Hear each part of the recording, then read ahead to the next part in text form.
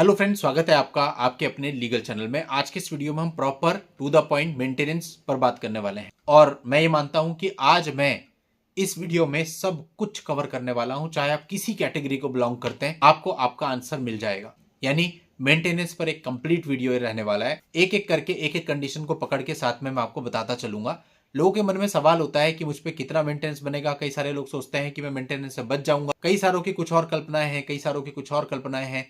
कौन सी चीज कहां पे सही बैठती है, किस पे। अगर आप प्राइवेट जॉब करते हैं तो क्या होगा, सरकारी जॉब करते हैं तो क्या होगा, अपना बिजनेस चलाते हैं तो क्या होगा, बच्चा है तो कितना लगेगा, नहीं है तो कितना लगेगा, दो बच्चे हैं तो कितना लगेगा, बेरोजगार हैं तो लगेगा या नहीं लगेगा, माता पिता डिपेंडेंट है, लोन चल रहे हैं, सब कुछ इसमें कवर करके आपको बिल्कुल एक ऐसा आंसर दूंगा कि आपको फिर इधर उधर उसके बाद कहीं भागना ही नहीं है। यानी कुल मिला के एक सटीक आंसर आप अपने सवालों का पा पाएंगे।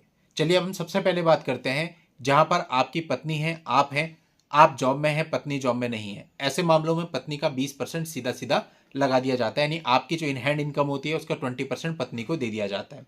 अब ये 20% एक मैं आपको एस्टिमेटेड बता रहा हूँ, थोड़ा बहुत ऊपर नीचे भी हो सकता है। पूरे वीडियो में जो भी मैं आपको परसेंटेज बताऊंगा वो हर जगह के हिसाब से थोड़ा बहुत ऊपर नीचे हो सकता है, बट एक आइडिया आपको मिल जाएगा। अब सेम सिचुएशन है, लेकिन पत्नी के साथ अगर एक बच्चा भी है तो आप मान के चलिए आपकी इन हैंड सैलरी का 30% उनको दे दिया जाएगा, दोनों को मिला करके। अब अगर पत्नी और दो बच्चे हैं, आप जॉब में, पत्नी बच्चे जॉब में नहीं है, तो ऐसे केस में आपकी इन हैंड सैलरी का 40 to 45% दोनों बच्चों और पत्नी के लिए दे दिया जाएगा। अब हम बात करते हैं उस परिस्थिति की जहां आप भी जॉब में हैं, पत्नी भी जॉब में है। अब ऐसे में यदि आपकी और पत्नी की सैलरी बराबर है, या पत्नी की सैलरी आपकी सैलरी से 10,000 रुपए कम है या 20,000 रुपए कम है, मान लेते हैं आपकी 1 लाख है, पत्नी की 80,000 है, ऐसी परिस्थिति में जनरली पत्नी को कोई भी मेंटेनेंस नहीं मिलेगा। अब बात करते हैं कि पत्नी के साथ अगर एक बच्चा भी है तो आप ये मान के चलिए बच्चे का लगभग 15 से 20% कोट बांध देगी, लेकिन पत्नी के लिए कुछ नहीं बांधेगी। इसी प्रकार से अगर दो बच्चे हैं तो दोनों बच्चों के लिए 30% कोट बांध देगी, लेकिन पत्नी के लिए कुछ नहीं बांधेगी। अब हम बात करते हैं उन परिस्थितियों की जहां पर आप जॉब में नहीं है, आपका अपना बिजनेस है। अब यहां दो चीजें होती हैं। एक आपका ऑफ रिकॉर्ड बिजनेस है कि आप एक दुकान चलाते हैं, कहीं भी रिकॉर्ड में कुछ है नहीं, आप आईटीआर भरते नहीं है, आपके ऐसे कोई खाते हैं नहीं जहां पे ट्रांजेक्शन दिख रहे, जो दुकान की फर्म है वो आपके नाम पे है नहीं। तो ऐसे में तो सिंपल आप बेरोजगार हो गए। मतलब आप तो दुकान चलाते हो, लेकिन जब वो रिकॉर्ड पे आपके नाम पे ही नहीं है तो आपकी तो नहीं कहलाएगी। तो ऐसे में आप ट्रीट हो जाएंगे बेरोजगार। तो ऐसे में दोस्तों आपके ऊपर एक मिनिमम मेंटेनेंस लगेगा जो लगभग 5 से 6 हजार रुपए बनता है। कुछ छोटी जगहों पर और कम भी हो सकता है। अब हम बात करते हैं कि जहां पे आप बिजनेस चला रहे हैं, फर्म आपके नाम पे है और आप आईटीआर भी भरते हैं, तो दोस्तों फिर क्या होता है कि आपकी पिछली कुछ समय की आईटीआर जाती है, तो आईटीआर के हिसाब से जितनी आपकी पर मंथ इनकम निकल करके आती है उसका एक पर्टिकुलर परसेंटेज यानी 20% पत्नी को मिल जाएगा। और बच्चे हैं तो सेम वही, अगर एक बच्चा है तो 30%, दो बच्चे हैं तो 40 से 45% आपको अपनी इन हैंड इनकम का देना पड़ेगा। अब दोस्तों बात करते हैं उस परिस्थिति की जहां पर पत्नी तो जॉब में है लेकिन आप जॉब में नहीं है। तो ऐसे में डेफिनेटली आपको कोई मेंटेनेंस नहीं देना है, बस आपको पत्नी की जॉब को साबित करना है। अब उस परिस्थिति की बात करते हैं जहां पर आपकी सरकारी नौकरी है, क्योंकि जहां पे प्राइवेट नौकरी होती है कई बार आप उसमें कॉम्प्रोमाइज कर सकते हो, नौकरी को छोड़ भी सकते हो, दोबारा नौकरी ले सकते हो, बहुत से लोग ये सब चीजें करते हैं। लेकिन दोस्तों जहां आपकी सरकारी नौकरी है तो डेफिनेटली कोई भी अपनी गवर्नमेंट जॉब को नहीं छोड़ेगा। अब अगर आपकी मान लो इन हैंड सैलरी 1 लाख रुपए है, तो कई लोगों का ये मानना होता है, सोचना होता है कि मैं लोन ले लूंगा और उसकी ईएमआई इसमें से कट जाएगी, तो 1 लाख में से 50,000 तो ईएमआई कटा लूंगा, 50,000 बचेगा, उस पर मेंटेनेंस लगेगा।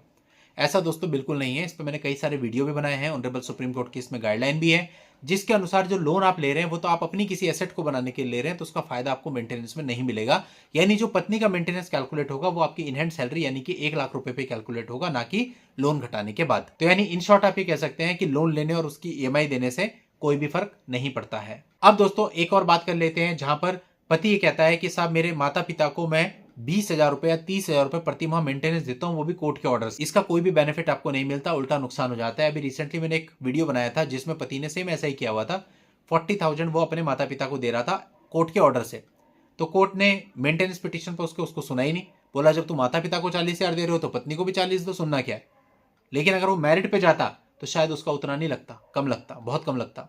उस मामले में मैंने पूरा बताया था उसका कितना लगता, बहुत कम लगता। लेकिन चूंकि उसने खुद ही ये बोल दिया कि मैं 40 तो माँ बाप को दे रहा हूं, तो बोले जब माँ बाप को 40 दे सकते हो तो पत्नी को भी दे सकते हो, पत्नी को भी दो। तो उसका एंट्री में 40,000 का लग गया था उस मामले में। तो इससे सिर्फ नुकसान होता है, कोई फायदा नहीं होता। दूसरा, कोर्ट, जिस कोर्ट के सामने रोज में 100 मामले आने, उसको समझ में नहीं आएगा कि मैट्रिमोनियल मामला चल रहा है, आपने ये सब चीजें क्यों कर रखी है। तो इससे आपका एक बैड कंडक्ट उल्टा शो होता है कोर्ट के अंदर, आपकी जो इमेज है वो नेगेटिव होती है, फायदा तो कतई नहीं मिलता। अब आ जाते हैं अगले पॉइंट पे। कुछ लोग ये सोचते हैं कि मैं माता पिता से खुद को बेदखल करा लूंगा तो मुझे मेंटेनेंस में फायदा मिल जाएगा। ऐसा भी बिल्कुल नहीं है। आप बेदखल कराओ, आप बेदखल ना कराओ, जो परिस्थितियां मैंने आपको इस वीडियो में स्टार्टिंग में बताई उसके अनुसार ही आपका मेंटेनेंस लगेगा। ये सब चीजें र्यूमर्स हैं और इसके अलावा कुछ भी नहीं। अब दोस्तों कई सारे लोग कहते हैं कि मैं रेस्टिट्यूशन का केस डालूंगा सेक्शन 9 का तो मेरा मेंटेनेंस बच जाएगा। दोस्तों ये सबसे बड़ा र्यूमर है, ये सबसे बड़ा स्कैम चल रहा है इसमें। सेक्शन 9 से आज के समय आपको कोई भी फायदा नहीं मिलता किसी भी तरह का। आप सेक्शन 9 डालें या ना डालें, मेंटेनेंस आपका मेरिट पे बनता है। तो ज्यादा बेहतर है कि इन सब फालतू की चीजों में पढ़ने की बजाय आप फोकस करो जो मैंने आपको 4-5 कंडीशन बताई, उनमें आप मेंटेनेंस कैसे कम करवा सकते हैं।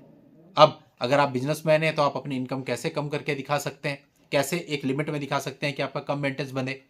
आपका जो एफिडेविट है उसे कैसे आप बैलेंस्ड वे में प्रेजेंट कर सकते हैं ताकि आपका मेंटेनेंस कम बंधे। आप कैसे अच्छे आर्ग्यूमेंट कर सकते हैं, कैसे आप पत्नी की इनकम को ऑन रिकॉर्ड ला सकते हैं ताकि मेंटेनेंस कम से कम बंधे, कैसे आप उसकी एडल्ट्री को ऑन रिकॉर्ड ला सकते हैं। तो ये सारी चीजों पर फोकस कीजिए जिनसे एक्चुअल में मेंटेनेंस कम होता है या फिर खत्म होता है, बजाय इन सब फालतू की चीजों में पढ़ने के कि लोन ले लिया, उल्टा इंटरेस्ट भर रहे हो, फाइलिंग चार्ज दे दिया, ईएमआई जा रही है हर महीने, फिर मेंटेनेंस में भी कोई फायदा नहीं मिला।